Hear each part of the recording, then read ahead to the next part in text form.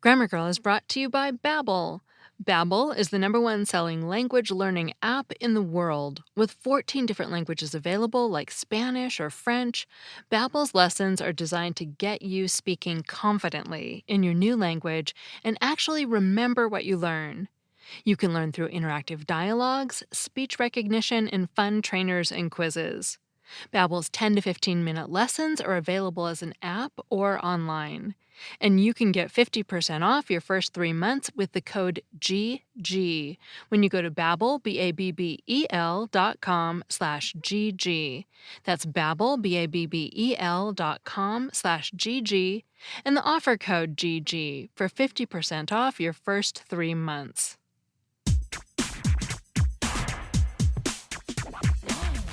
Grammar Girl here, I'm Mignon Fogarty.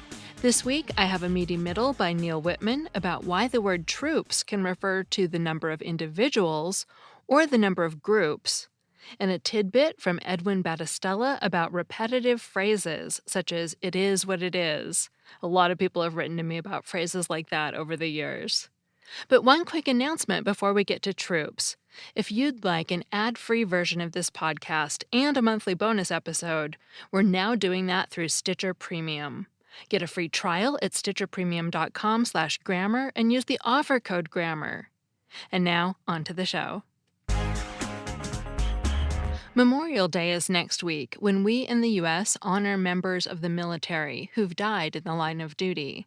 So in today's episode, I'll answer a question some readers have had about the word troops. Alicia writes, I have a question about the use of the word troops to mean individual soldiers.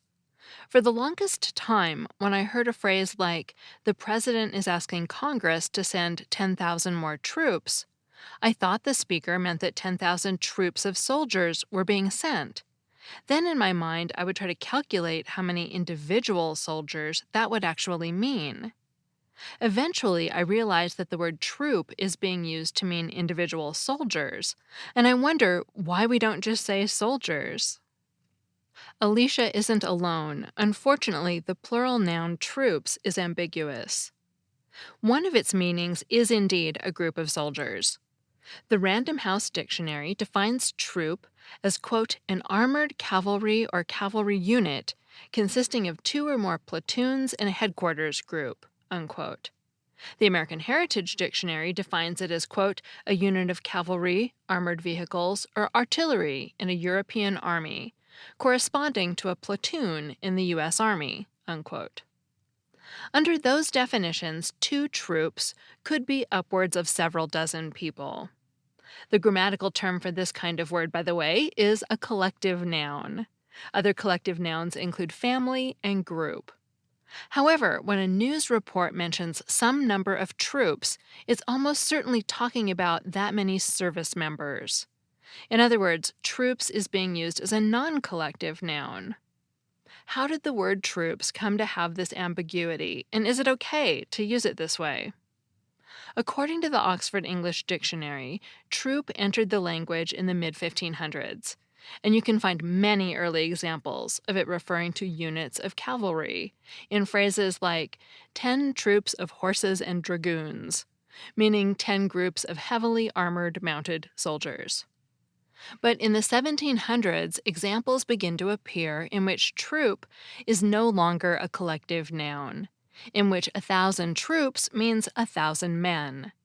For example, in Volume 4 of Memoirs of Great Britain and Ireland, published in 1787, the historian Sir John Dalrymple estimates the yearly expenses for 1,000 English troops, and also refers to this group as 1,000 men.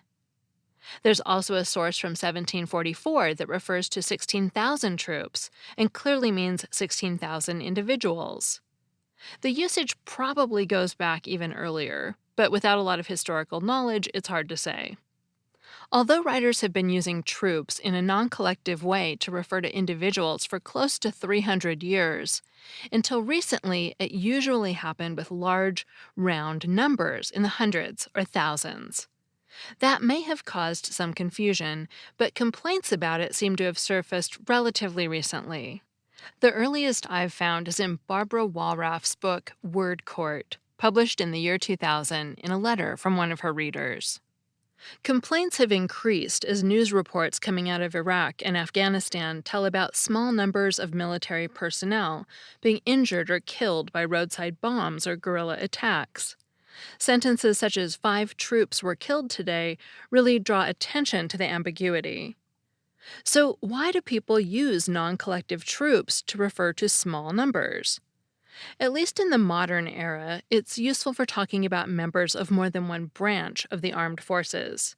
You can't always replace the word troops with soldiers because, under some definitions, soldiers refers only to members of the Army, with Marines used for the Marine Corps, sailors for the Navy, and airmen for the Air Force. In fact, airman brings up another benefit of the noun troops, non-sexist language. Even a cover term like servicemen excludes women who serve in the armed forces.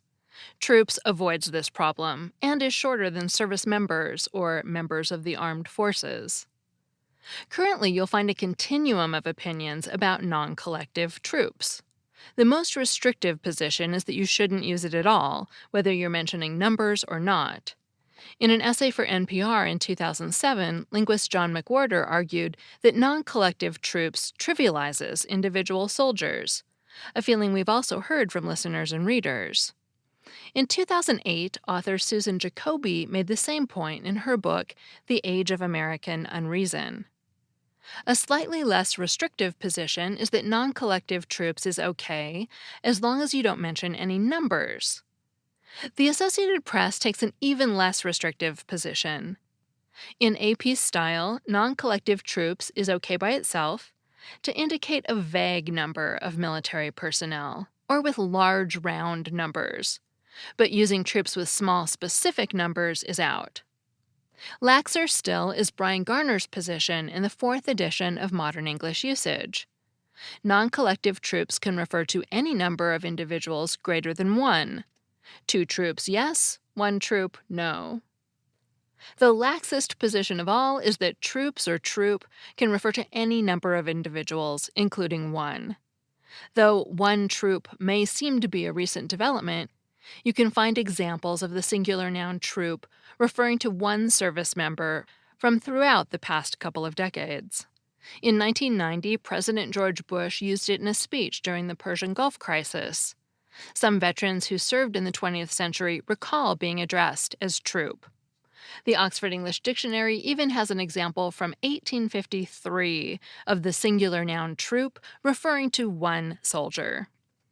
Our advice is to go with the AP's position and use troops by itself or with large round numbers to refer to service members. The quick and dirty tip: the OO in troops looks like the 2 zeros you'll find at the end of big round numbers, such as 100 or 1000. For smaller numbers, troops or troop isn't wrong, but many readers find it confusing or even ridiculous, so you should reword your sentences to avoid the problem. Use a specific term, such as soldiers or Marines, if appropriate. If not, use service members or servicemen or servicewomen, if appropriate. If that is unacceptably awkward, then use troops as a last resort. That segment was written by Neil Whitman, an independent writer and consultant specializing in language and grammar. He blogs at literalminded.wordpress.com and tweets as literalminded. Before we get to our tidbit about repetition, if you're trying to get into grad school, you need to score well on the GRE, GMAT, LSAT, or MCAT. Fortunately, Magoosh Online Test Prep helps you get to test day feeling confident and prepared without breaking the bank.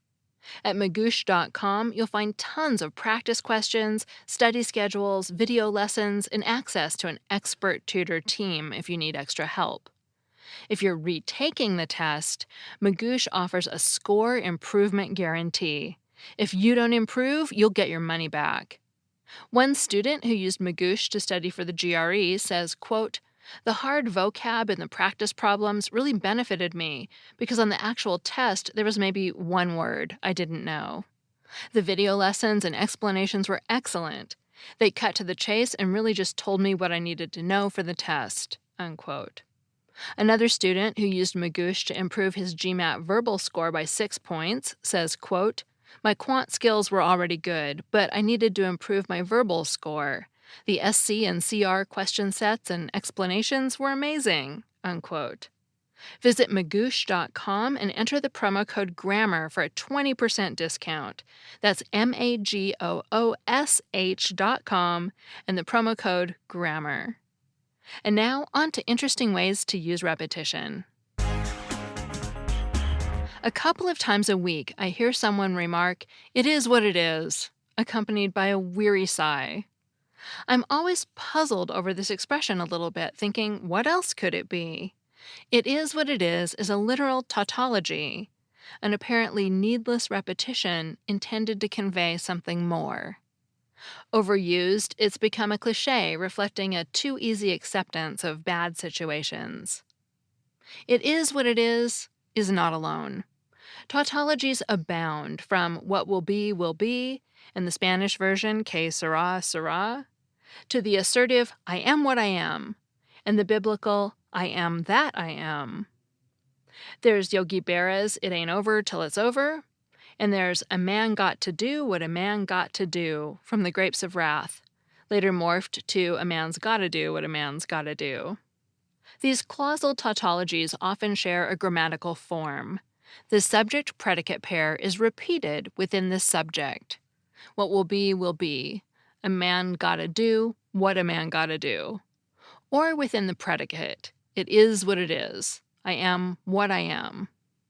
By stating the obvious in such an obvious way, such expressions force us to look beyond the literal for meaning. Hearers infer inevitability and acceptance, or in some instances, hope and grit. Clause tautologies aren't the only kind. Noun tautologies assert that something, some noun, is itself. Food is food. Tires are tires. War is war. A win is a win. The grammar denies the existence of difference within a category, seeming to say that all foods, all tires, wars, wins, etc. are the same. The denial of difference can sometimes evoke an obligation, as in a promise is a promise, meaning that all promises should be honored. Noun tautologies can also be expressed with the verb means, emphasizing the need to take a word literally, as in no means no, or Brexit means Brexit. When noun tautologies are set in the future tense or in the past, additional nuance arises. We see this in "boys will be boys," or "I remember when books were books." The first points to some extreme aspect of male behavior, attributing it to immaturity and implying its inevitability. The second points to a missing but idealized quality of books, such as physicality or literary quality. Tautologies can also be used in conditional sentences with if. Here, both meanings are possible, either the cancellation or emphasis of difference. "If he's mad," can imply a nonchalance about someone's anger. "If he's mad," there's nothing I can do about it. Or it might, with a slightly different intonation, the stress on the second "mad," indicate extreme anger. He doesn't often get angry, so if he's mad, he's mad. Likewise, "if it's late," can imply nonchalance on the part of a student. "If it's late, who cares?" Or reinforcement of the obligation on the part of the professor. "If it's late, even by a minute." And if a deadline enforcer says, "If it's late," the response might be, "But it's not late." Here, repetition indicates that the canonical meaning of late is intended. It's not late, it's just a little late. This usage is here to stay. Billy Collins' poem After the Funeral begins with the line, "When you told me you needed a drink, and not just a drink like a drink of water." And a recent New Yorker cartoon by Emily Flake is captioned, "I guess we take your insurance, but we don't take your insurance." Well, that's that. I'm sure you agree that enough is enough. That segment was written by Edwin L. Battistella, who teaches linguistics and writing at Southern Oregon University in Ashland. He's the author of Do You Make These Mistakes in English? Bad Language and the Logic of Markedness. And I'm Mignon Fogarty, better known as Grammar Girl. You can find all my old articles and podcasts at quickanddirtytips.com. And tell a friend about the show. Last week, my husband talked to an English teacher who had never heard of Grammar Girl, so don't assume all your language-loving friends already know. Finally, thank you for the nice reviews on Apple Podcasts. Avatar Lover 35, who listens while cleaning a horse stall in Victoria Island, Canada, and Friends of Enos, who's a former high school English teacher. That's all. Thanks for listening.